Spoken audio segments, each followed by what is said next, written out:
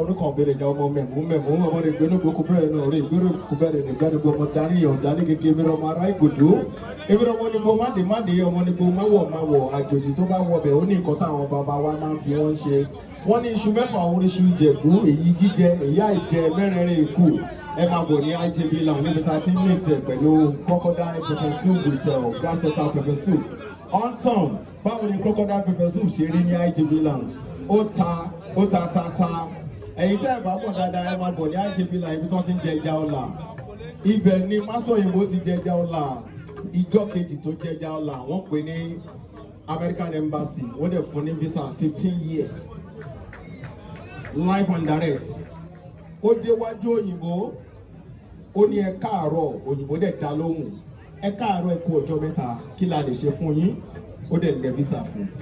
Ladies and gentlemen, put your hands together for Oyinlomo. This is live in concert. First and foremost, èmi inú mi máa kọ́kọ́ dùn nítorí pé iṣẹ́ mọ̀ pé kóníyàn bá wà ní Èkó ó máa ṣe bí ará Èkó. That's the major reason why we have to mix it together today. Mo mix ẹ̀ nítorí pé àwọn ọmọ Ìjẹ̀bú àwọn bá mi àwọn yé mi àwọn àbúrò mi àwọn ẹ̀gbọ́n mi dédé wọn rè wá níbí. Ladies and gentlemen, I have a brother in the building. Arojinle is one of my brothers who say pé ìyàwó mi ló jẹ́ kí n fẹ́ràn ẹ̀ pátípá.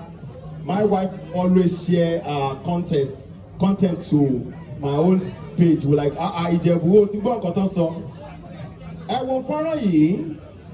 Mo ṣe fọ́nrán yìí sí mi nígbà tí eku tẹ̀ ń wò yìí ó ń fọwọ́ ragi. Eku yìí ló jẹ́ Lefosunfian ní èdè Asian ṣùgbọ́n ní ilẹ̀ aláwọ̀ dúdú kò sí. Ṣé ẹ bá dé Kenya ẹ máa bá eku yìí. Eku yìí gangan ni máa ń fọwọ́ ara àgànná ń wá nǹkan tó máa jẹ.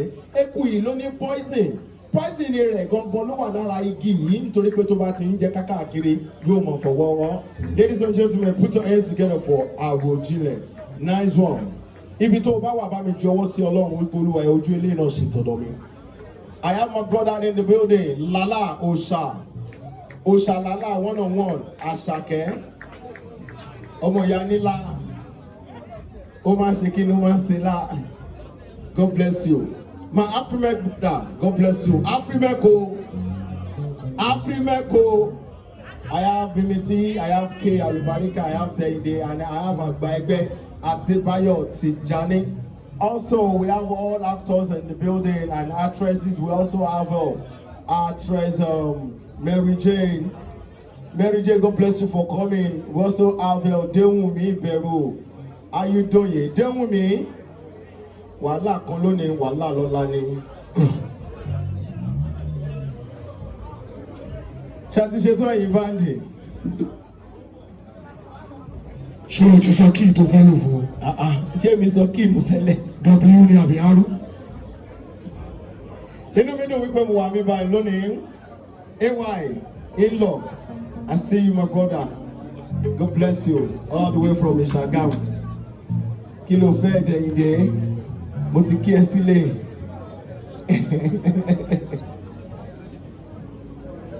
Also, Aliaji Ganiu Karim, International Nipomo, God bless you for coming. Ẹ̀yin báńdì ṣe ti pé ṣe ti rẹ́dì. Oyinlomo ló ṣe nǹkan lónìí o. Ẹ jọ kí gbogbo àwọn artist okú máa múra sílẹ̀. Kesrick 100. I saw this one of my brother here today.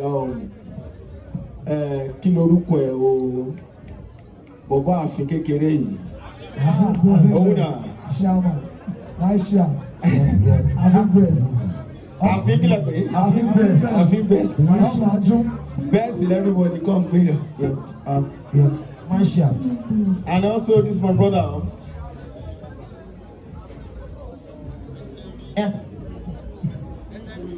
Kulubele. Atako. Ibi gíga là ń lọ. Ẹ fún mi ní F. Lúwúrẹ́ Jésù. Mo fẹ́ lò ní. Mo fẹ́ fi ṣe live in concert orin lọ́dún. Afin best. Afin best. Aisha. Ṣé ẹ tún máa mú gbogbo ní? Aisha. Artist aṣíwájú. Nice one. Artist aṣíwájú. Artist ààrẹ pé. Aṣíwájú. Ìwọ náà tó ní. Ìwọ ló sign ẹ̀. Afin best. Òkè wọ́n dáńsì. Gbọ̀gbọ̀ báyìí wá lóde. Wàá rí ọmọ òun wá tẹ́ mẹ́lú. Ọba àti ọ̀sà.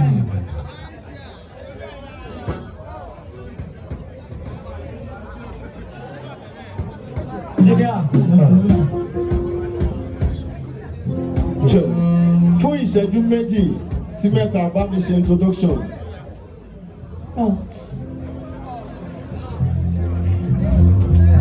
Ọlọ́láyé ló ní tèmi.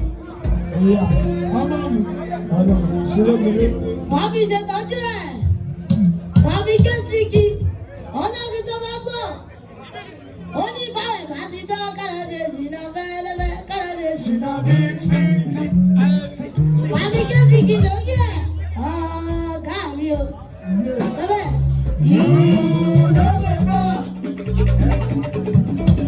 ẹ̀bẹ̀ ló bẹ̀ ìwọ ọlọ́run o. Àpàdà sáàmù àgbẹ̀gbà ọ̀. Ṣètọ́jú bàbá ẹ̀kọ́ ti fáyọ̀. Wọ́n ní mo kílé mo kágò kí má bàdé wa àwùjọ. Wọ́n ní ewúrẹ́ dúdú tó wọlé tí òkílé tó kágò ń dẹwà àwùjọ. Àgùntàn funfun tó wọlé tí òkílé tó kágò ń dẹwà àwùjọ. Mo kílé mo kágò kí má bàdé wa àwùjọ. Ó ní nítorí bàbá ọgbọ́n ti fáyọ̀ sọ wípé ọkọ̀ ọ̀rẹ́ bàbá ẹ̀fà wá ìbàlẹ̀ ọkọ̀ ọ̀rẹ́ bàbá ẹ̀fà wá ìbàlẹ̀. Ọkọ̀ ọ̀rẹ́ ló ní tèmi ò rẹ̀ ó ní ọkọ̀ ọ̀rẹ́ bàbá ẹ̀fà wá ìbàlẹ̀. Ó dá tún síwájú ó ní káàbọ̀ ọkọ̀. Kájọ ìbàbà.